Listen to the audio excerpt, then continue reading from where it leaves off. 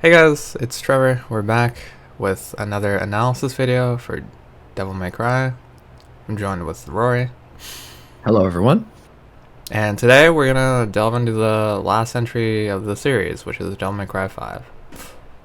Yes, so this one, I think it's safe to say this one was a long time coming, because we'd had, DMC4 quite some time ago in the really early 2008, and this game didn't actually get released until 2019. So that's 11 years. So Yes. that's It's another you know, console jump. Like we said in the previous video, from 3 to 4 there was a console jump, and then 4 to 5 there's a console jump. and it was a big console jump too, because it was DMC4 was near the beginning of one console, and DMC5 is near the end of another. Yes. So it's quite a large. So for people out there who are, Elder Scrolls fans and whatnot, like us, and they think, well, we're waiting a long time for Elder Scrolls 6. DMC had to wait much longer. Although, well, I guess we'll see when it's all said and done. But yeah, this is a game that I know you and I were really excited about and looking forward to for a very long time. And I think, as we're going to talk about in the video, I think it largely it delivered on what we had wanted. Yes, definitely. So, something that I found interesting about Devil May Cry 5 was during the trailer, they were introducing another new character, which I thought was odd, because we had just gotten a new protagonist in the last iteration. So I thought it was strange that they brought in another new protagonist for Yeah, the final iteration.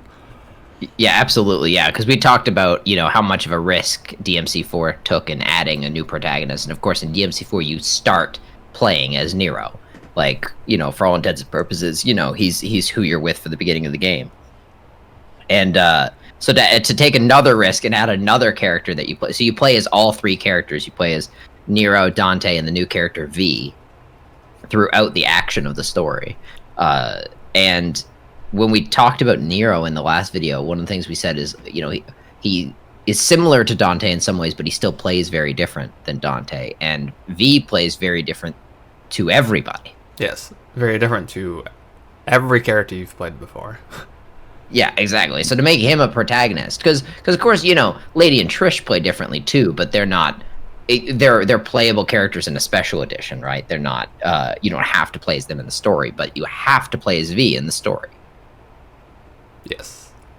But although I feel playing as Lady and Trish are like more homages to Dante, so it's like you take one aspect from Dante and then that's Trish because she's the sword master or whatever, and then you take another aspect from Dante and then that's Lady because she's the gunslinger. No, absolutely true. Yeah, and V is like his own totally new thing. He's a summoning based character, which is very interesting for this kind of game. Yes, this is not something I thought was gonna like happen in this game. Like summoning, I was like, what? I thought this was like a style action game. Like, what is this summoning And crap? honestly, I think it really works. Yes, Like, I think it was a successful experiment. Like, I really loved playing as V. when people say like risks that pay off, like this was one of them because I thought V was Yeah. different enough and refreshing enough to keep the game new and not just be another like Dante slash Nero clone where it's like, oh, as long as you can air juggle and do combos, it's fine.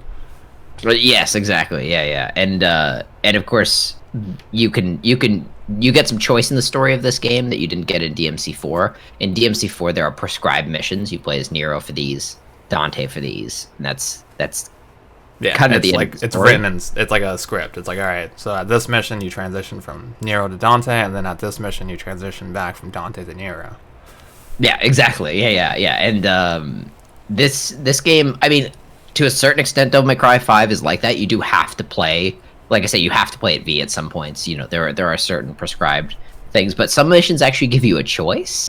You can Yes. play it from the perspective of one character or the perspective of another, which is good because if you like, I really liked playing as V, so I wanted to get more time in with V so I could learn him. But I feel like that adds, like we say, Devil May Cry is all about replay value, right?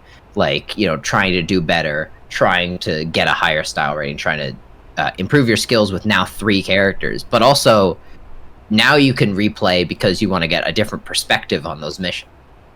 Yes, So because it's like even more replay value. if you played with Nero and like I don't know if this is gonna be true or not, but this is just an example. If you play with Nero in like mission 12 or something, Mm. you may struggle there. But if you play with V in mission 12, you may find it significantly easier. And then the same Yeah, goes for exactly. Dante or something like. Yeah, exactly. Especially depending on what you have experience with. And that can, like, you know, if you're a Dante main or something, you'll be, you know, you're familiar with all his stances and stuff like that. Yeah, like Um, if you're Don Gurry, it's like, all right, you're instant locking Dante, and like you're just gonna breeze yeah, through it. yeah. Yeah, absolutely. So another mechanic that was introduced alongside V's summoning mechanic is actually Devil Breakers, which is the mechanic that Nero uses in the game. Yes, absolutely. So that was, and again, this is another like great new skill to expand. They keep the games fresh every time, like even with the same characters, which I think is really special. So even if you're a Nero main and you love Nero and you know you love playing the Nero Dante line in DMC4, this gives you something new to learn and pursue with Nero, and I think this is a really cool mechanic. And it's also an added anytime you can add a form of player expression, I think that's good. And I feel like so we should explain that the Devil Breakers are weapons, and each of them there's like a list of them. There are like 13. I think there are 13 total. And, Yeah, there's around 13. and they all give you they're all for different things. They all have different functions. And so you can experiment with different ones and see what you like, or if you aren't good with one, you can try to get better with it. And I feel like, you know, what one you stick with sort of says something about what kind of player you are in some ways. Yeah, because there are definitely like zoning breakers, there are definitely like up in your face breakers, and there are definitely like other ones that are grappling breakers. So you fit into a specific play style, or you can use all of them if you're like that well in tuned with the character. Yeah. Yeah, exactly. I'm curious, did you have a Devil Breaker yourself that you really liked? I really liked Rawhide, I think is the one that turns into a whip. Right. Yes. Yes, I really like that one, and then the like Buster one. The Mega Buster? No, not the Mega Man. The one. Oh, the Buster Arm. Yeah, the the Buster Buster Arm. Arm. Yeah. Yeah. That's like the claw-looking one. Yeah. Yes.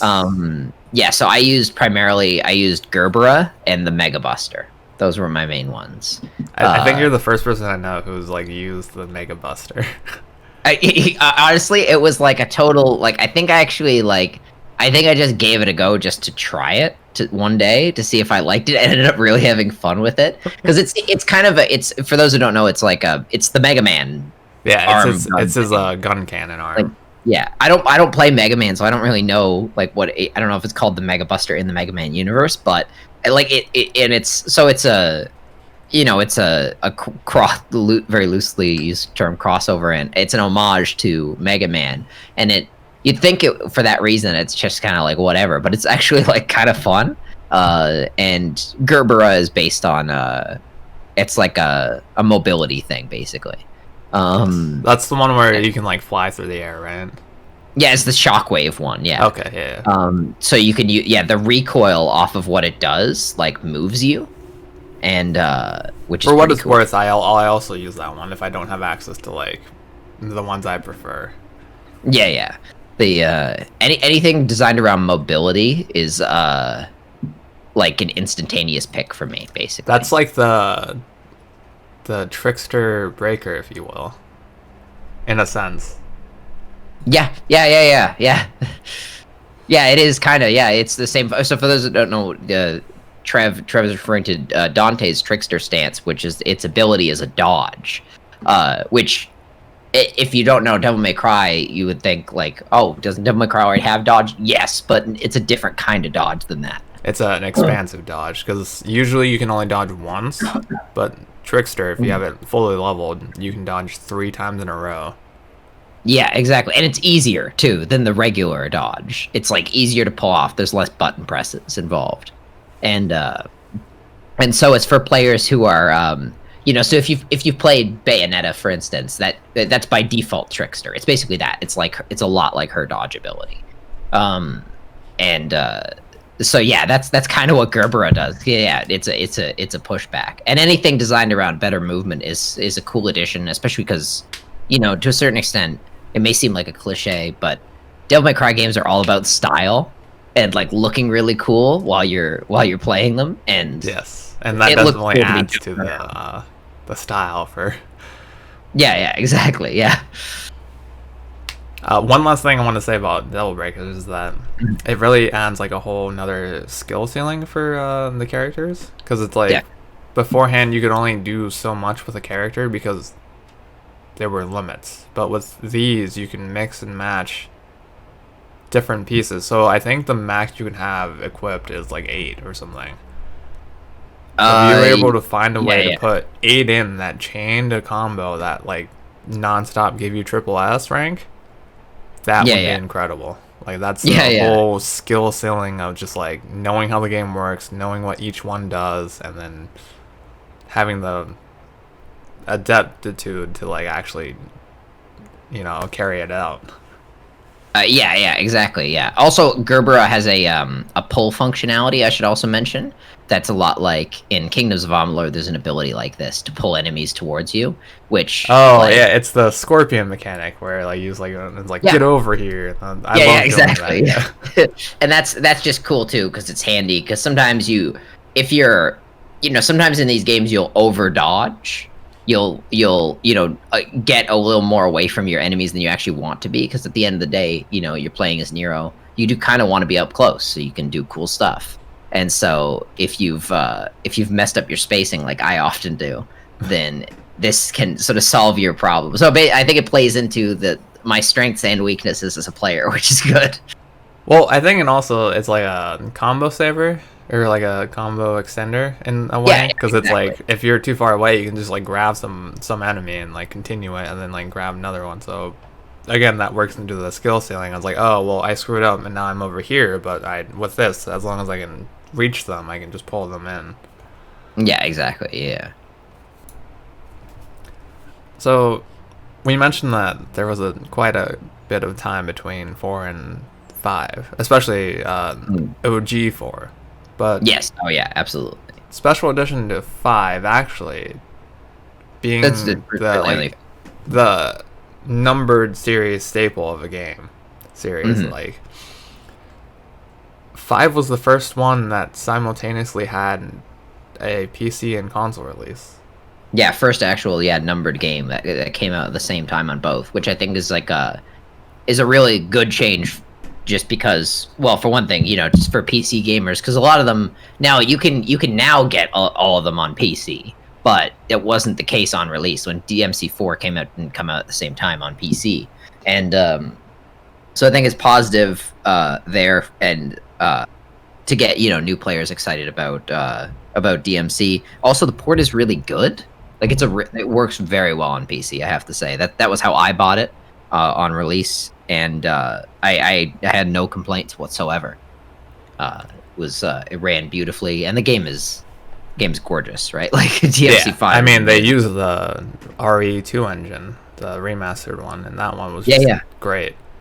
Yeah, absolutely. So it was a good job. I think that was like I think it's a sign of changing times, for Capcom and for a lot of other publishers, that I feel like simultaneous releases on PC for games that are historically thought of as console games are happening more often now.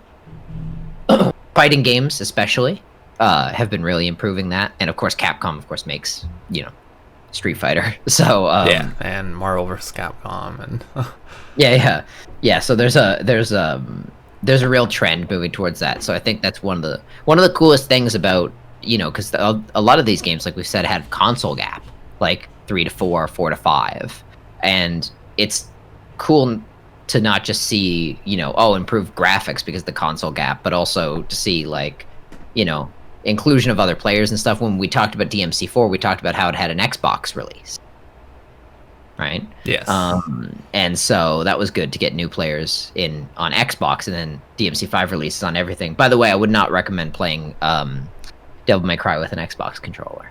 Just personally, I would absolutely recommend PlayStation controller if you are on PC and you would like Yes. to become I a also new use a player. PlayStation controller, but I think that's just because I don't know if it's I'm biased because I've played every single day Devil May Cry on PlayStation console, so I'm used to it. But yeah, I would definitely recommend PS4. Yeah, I think yeah, and it may be a bit of like that bias may extend for a lot of people because of course a lot of the top players use PlayStation controllers because that's the top players have been playing for a long time, and so then when they were playing, there was only PlayStation controllers. Yeah, you can't just But I like whip definitely, out the Xbox controller and be like, oh yeah, this is the same. It's like, is it though? Like, yeah, exactly, yeah. Well, it depends to a certain extent. It depends on your control layout, but I personally like one of the things I've always said I love about the PlayStation 4 controller is the fast flicking of the trigger because the trigger goes down actually below the controller where the like below the little border around it, whereas the Xbox controller the trigger stops. Like it's very hard to flick it multiple times repeatedly. And that alone for me in a lot of action games, especially like a game like Bayonetta where it's bound, dodge is bound to trigger, is definitely wise to at least try the PlayStation controller if you have it and see if you might prefer it. yeah. So I know you said you got it on PC, but I actually bought it first on PS4 because, well, I don't know if anyone here will know, but I was not a PC gamer until about a year ago. I want to say this was probably very quickly before you like this was shortly before you started PC, Yes. right? So I actually got it on PS4 first, and the only complaint I had about the PS4 version was that it was just the load times were ridiculously long. But that's not really like a PlayStation problem. That's more of like a hardware problem as opposed to like Yeah, it being on PS4. yeah, yeah. I did also buy it on PC afterwards because I love the series so much that I've bought all the iterations multiple times. Yeah. This is the kind of series I don't mind buying on. Like, if I get a new thing to buy it on it, just to support, the game, and because I think, games like this are still. Although we talked about it when we talked about DMC4, one of the things we talked about, I think, was like how hard games are more popular now. It's like more in style to make a game that difficulty is definitely a requires a lot of trend skill. now than it Yeah, was yeah. back in 2004 when DMC3 came out. Yeah, exactly. And no one wanted to play hard games, it seemed. But like even though hard games are becoming more trendy, I still feel like DMC still feels like a niche kind of series in some ways. And Yeah, so because if you think about it, there's nothing really that like compare like you can say Bayonetta, but even Bayonetta has its like own quirks that make Bayonetta Bayonetta. With yeah, DMC, exactly. it's like there isn't really the quirk it has itself is I guess the style combat, and like I've not really seen any other game that has like style based combat. Not to the same extent. There are definitely other character action games that have had their own. I like Bayonetta. Yeah, Bayonetta is probably the big example of another character action game that's done really well. But yeah, it's definitely a different thing still. And even those games, but even Bayonetta, even those games generally, if we consider them the same, are sort of very much still a niche. And so I definitely like to support it and stuff like that. I will say as well, in terms of being a niche, DMC5 is not a bad one to step in on. Like, it's not what I would recommend as your first DMC game necessarily. Yeah, But I wouldn't recommend that either. I think you should play at least 3, 4, then 5. I think 3, 4, 5 is the correct canonical way to do it. But if you really want the story, then you can play 1. But just be warned, 1 is very different. Yeah. But as far as like if DMC5 is ever on super sale or something, and you're just like, oh, I just want to give it a go, like you can start with it. It's totally plausible to start with it. You'll still have fun and enjoy it. You may not understand what's happening. You certainly won't appreciate the narrative for all it's worth.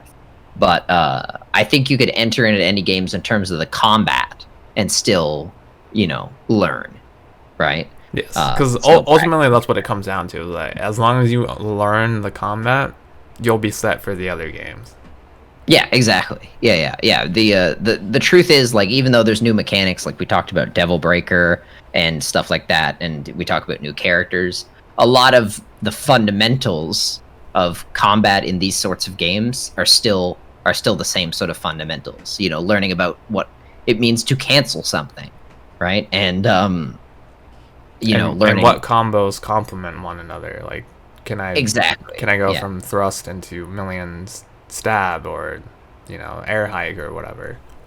Yeah, exactly. Yeah. And that kind of stuff carries across 3, 4, and 5 in many ways. So many gamers will agree with this, is that soundtracks often improve games. And Yes. for anyone who played the first and third Devil May Cry, you will remember that game actually did have a soundtrack, which was amazing because it was all done by Ramenstein.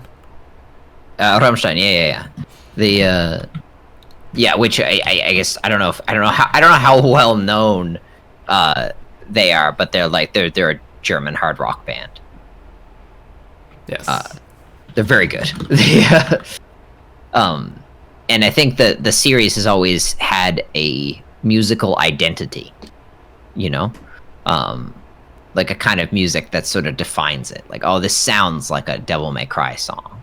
Yes, and then they kind of took a different turn with 5, because it was no longer a like heavy metal rock theme going on, but more so of a like, I think this is the first Devil May Cry that had like lyrics within the actual songs.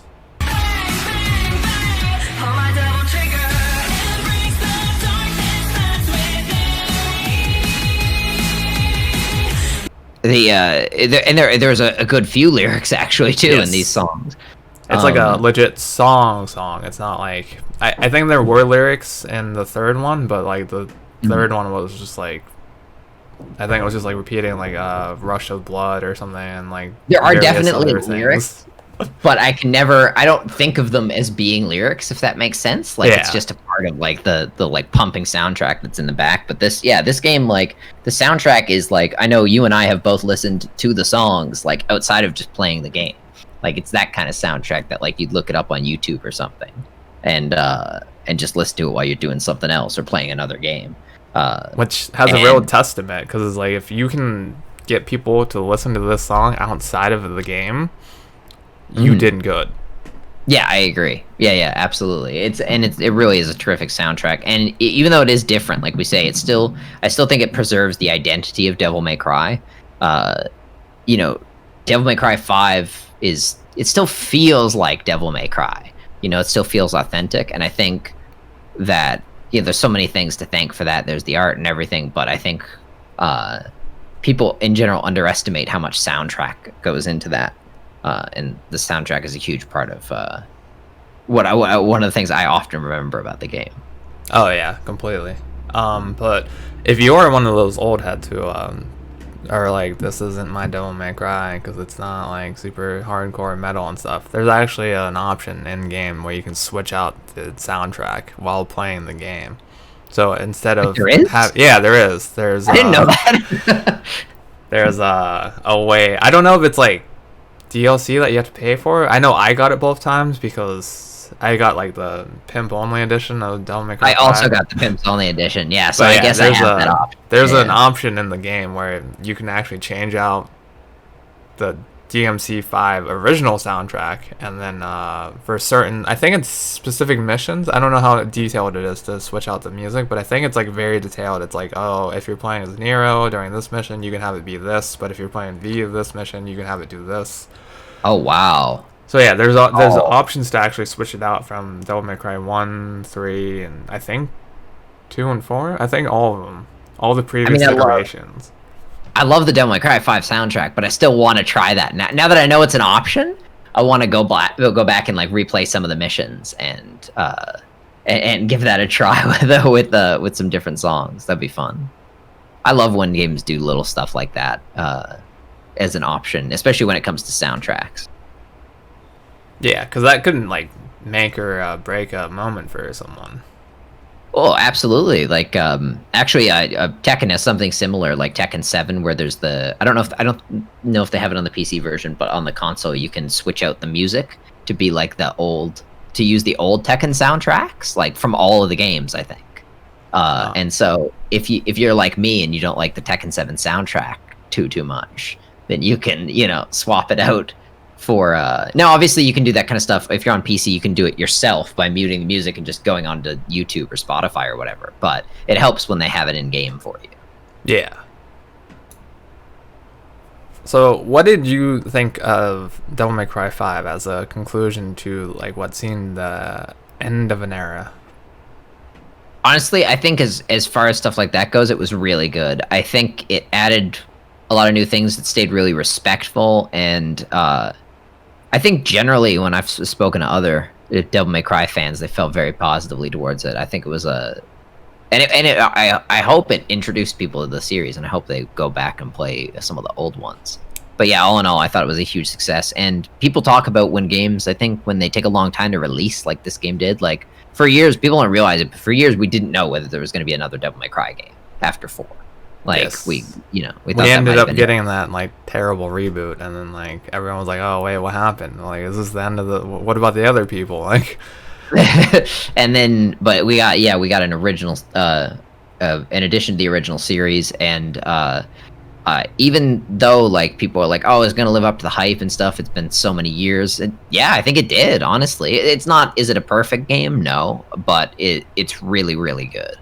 I'm about to take a dig at Kingdom Hearts, but like it did not Okay. pull a Kingdom Hearts 3, Yeah, where it was like people waited like 14 some odd years for 3, and then it just like bombed. Like people played it and were like, all right, that was cool, but I don't need to play it again. Like, yeah, exactly. Yeah, it's hard to do. It's hard to go that many years and still make something awesome. But they managed it. Another one, Duke Nukem Forever, was another one that they took like a million years to release, and then it released, and everybody was like, "Ooh, we don't like this." everybody disliked that. Yeah, literally. So huge credit to and I like this is I think Capcom has hit it out of the park really well a few times in recent history. I mean, Capcom alone has been on fire this like past couple of years. Like they had hits like Resident Evil 2 remastered, and they did Monster Hunter World, which is their best-selling game. They had Devil May Cry 5.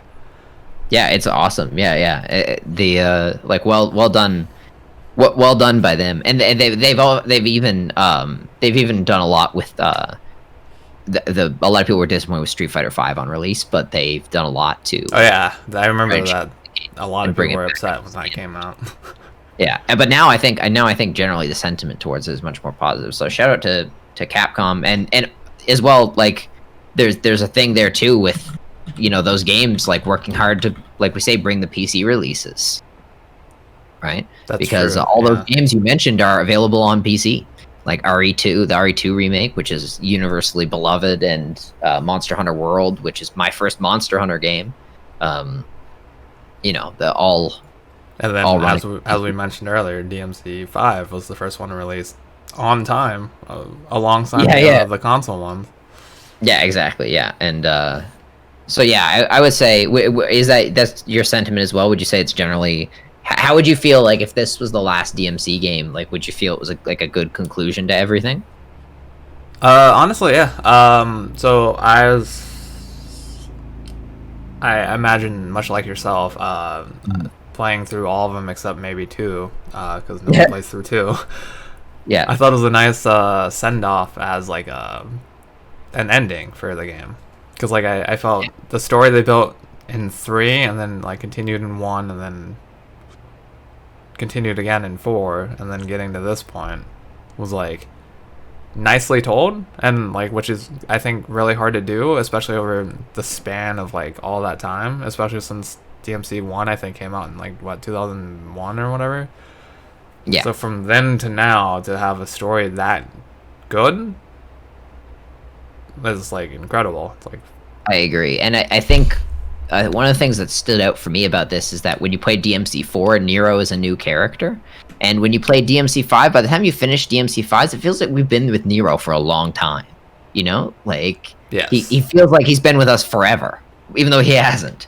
and know, like he- the amount of character depth they had to add and like get right in order for him to have that transition from 4 to 5 Yeah, is like yeah, huge. insane. Yeah, a lot of hard work, and it definitely. I need to go back and play DMC5 more because it definitely has a lot to replay. There is a lot to do. Like I say, play different missions to different people, and we have a whole new character to get better with now in V. Yeah. And then what you call it? Another point with the Nero thing is that it didn't feel rushed either. Like, you know how some games it's like, oh yeah, this person's like here, and then like they're like kind of like a dick, and then like at the end it's like, oh yeah, they're beloved. It's like, but that transition happened within like 5 minutes after like a fight. And this one, it feels like more natural and more progressive as opposed to just like being like, oh yeah, he's here, and then now he's like Yeah, now he's what's it called? yeah. People hate him and now they love him all of a sudden. But yeah, this game feels very gradual in that. And I also I gotta mention as well. Special shout out to the cinematics in DMC5. They're awesome. Yes, those are great. Like those look like if they made a movie like that, I'd watch that 1,000%. Absolutely, absolutely. They're beautiful. They really they pulled out all the stops. And it reminds me of like a game I really like, Metal Gear Solid 5. One of the criticisms was they took down the cinematics a lot from the old games. More of the stories told through like tapes and stuff like that. But in this game, it's like it's the opposite. It's like they've really made sure to hold up the standard of the series in terms of cinematics. Because DMC has always had cool cinematics and interesting stuff happen in the cinematics, and they've done that and more because as you say, the presentation, it looks so good. Like it's super watchable, right? Yeah, especially on the new RE2 engine. It's like Oh yeah, absolutely. going from Devil May Cry 3 to that. It's like holy. And it's fun too because we talked about in our first video how Devil May Cry exists because it was an original concept for RE4. So it's funny to me that they still have that connection, other than just being Capcom games, that they Yes. also have this But connection. now it's being used by the same engine. Yeah. So, as we were saying that, I think the director of this game said that this was gonna be the last of the Sons of Sparta, like saga, Yeah. and that if they were gonna make another Devil May Cry, it'd be more focused on Nero. Yeah. So for like potential sequels, what would you want to see? Would you want to see more of the Sons of Sparta? Would you want to see one just with Nero, or? I honestly, like, now that they've done a good job with V, I believe they can do anything. Like, I have utmost faith, so I think it would be cool to have what DMC4 had, where DMC4 introduced a new character, right? But you got to play as Dante as well. I think it would be fun to have that with a new character and Nero. That's what I would like to see, is someone new, maybe even in like a new summoner, with like a more expanded. Because one of the things these games do when they revisit an old character is they expand their play style, right? And so I would like to see maybe a new summoner with more expansive play style than what V has, like more things to do, more skill based mechanics. And then also get to play as Nero. And with you know what, throw some more Devil Breakers in there for me to play with as well. That would be my probably ideal Devil May Cry sequel, I would say. I'm gonna go a different route, and I don't know how many of you have seen the Tremors series, where it's like they're like, I don't know, like aliens that come from whatever, and then like they burst out of the ground. But in that movie series, they did 1, 2, and 3, and then the fourth one was actually a prequel to 1, 2, and 3. Yes. So if anything, I would want that to happen, where it wasn't. Not to say I don't like Nero, like I think he's a great character and all, Yeah. but I want a game with Sparta where he's the main focus, because you always hear these tales of like, and I think in every game before 4, it opens Yeah. with the story of Sparta. It's like, oh, millennia ago, there was a demon who rose to justice, and yada yada. I, you can probably, if you guys played this game, you're probably sick of hearing that intro. No, it's definitely yeah. Sparta's been a huge part of it, and I mean, especially in certain games. I would say especially Sparta. I think about Devil May Cry 3 in particular. Yes. 3 and 4, because 4 also had a whole focus to like. Oh, that's true. Yeah. But yeah, I would want to see like that prequel with Sparta, just like how he rose to power, and then how he got to the point where he was gonna have it like, and since the story's already written, have it so where he has kids is like where it ends, because obviously then they're gonna pick up, and then. But yeah, that's something I would want to see, because I'm surprised. I bet he would have a fun play style. I'm surprised it's not like something they've done. Like, yeah, me too. Actually. They have all the they have the foundation there and everything. Like he could use, well, in the lore, they know that his main weapon was Yamato, which is Virgil's, and then he also used not Rebellion. What's his Force Edge? He's Force Edge. Yeah. I could picture it, but I also I was trying to think. I was like, what is it? I was like, it's not Rebellion. But yeah, he used Force Edge that was like alternatively the Sparta sword as well. Yeah. But yeah, I thought that'd be cool, because it's like, well, obviously in a sense, it's like they talk about his great feat of power and stuff, so like maybe not make him like super OP and broken, because then like that's no fun if you can just go through and kill everything and like no problem. But like make it so it's like, the arc for Dante in 3, where like he's underpowered, and by the time at the end he becomes just enough powerful where he can defeat everything. Yeah, absolutely. But I wonder, like, I don't think we've ever had anyone voice or like even do anything for Sparta. I think he's always just been like a voiceless character on screen. Yeah, that would be interesting, actually. Yeah. They would definitely have to get someone really good to play Sparta, because that's like that would be a historic thing for the franchise. Yeah, and not just for this, not just important for this game. But yeah, you're right. I don't think anybody's ever actually voiced him. He's always like skinned and stuff, and they just use like the voice actors for Dante and Virgil. So it's like, let us know, who do you think would be a good Sparta? Good voice actor for Sparta. Yeah, absolutely. Yeah. I don't know. I'm thinking of maybe, I want to say, I don't know, Liam Neeson or something. Oh, that would be interesting, actually. Yeah, I like Liam Neeson. He's a good voice actor too. Him, or like, I don't know, maybe Ron Perlman. Just like.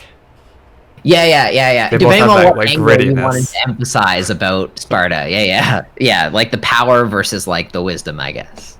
Yeah. So that concludes our analysis series for the Devil May Cry series. Yeah, absolutely, and we'll be continuing to do more edited content for the YouTube channel in the future. So and more stuff that's gaming related and analysis related. So we'll have some more updates on that soon in the future. Make sure to follow the Twitter account. Yes. That will I can do the classic YouTube thing. Make sure to smack that subscribe button. Click like if you enjoyed the video. Follow the Twitter for updates, and we'll see you next time. See you, everyone. Bye.